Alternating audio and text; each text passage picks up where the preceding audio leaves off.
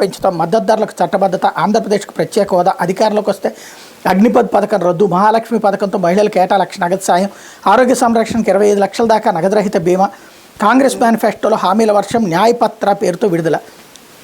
అదేదో అంటారు కదా, ఒంటి మీద కట్టుకునే బట్ట మంది కాబట్టి ఊరంతా దిగుతానన్నాడని.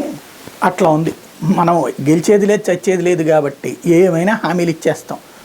ఆంధ్రప్రదేశ్కి ప్రత్యేక హోదా ఉన్నప్పుడు ఇవ్వలేదు, ఇవ్వమని మొత్తుకుంటే ఇవ్వలేదు, అక్కడ చట్టంలో పెట్టయ్యా అంటే పెట్టలేదు, ఇప్పుడు వస్తే ఇస్తారు. దానికి తోడు ఎస్సీ ఎస్టీ ఓబీసీలకు కోటాలు పెంచేస్తాం. ఇక ఇప్పటికే 3 వంతులు వెళ్ళిపోయారు విదేశాలకి, ఇప్పుడు ప్రైవేట్ రంగంలో కూడా పెట్టేసి అందరినీ విదేశాలకు వెళ్ళిపోయి అక్కడ ఇండియన్స్ బతకాలనే ఒక కొత్త కాన్సెప్ట్ ఏమైనా తీసుకొస్తారు. రిజర్వేషన్లు ఉండాలి ఖచ్చితంగా, దానికి ఒక లిమిట్ లేకపోతే కనుక ఇక ఆ తర్వాత ఈ దేశంలో మిగతా ప్రజలందరూ కూడా దేశం విడిచిపోవాల్సి ఉంటుంది. ఇలాంటి అంటే ఇప్పుడు భావోద్వేగం రెచ్చగొట్టాలి అక్కడ. ఇదొక సుదీర్ఘకాలం నుంచి జరుగుతున్నటువంటి ఎత్తుగడల్లో ఒకటి. ఇకపోతే హంతకుడు అవినాష్కి ఓటేస్తారా? రాజన్న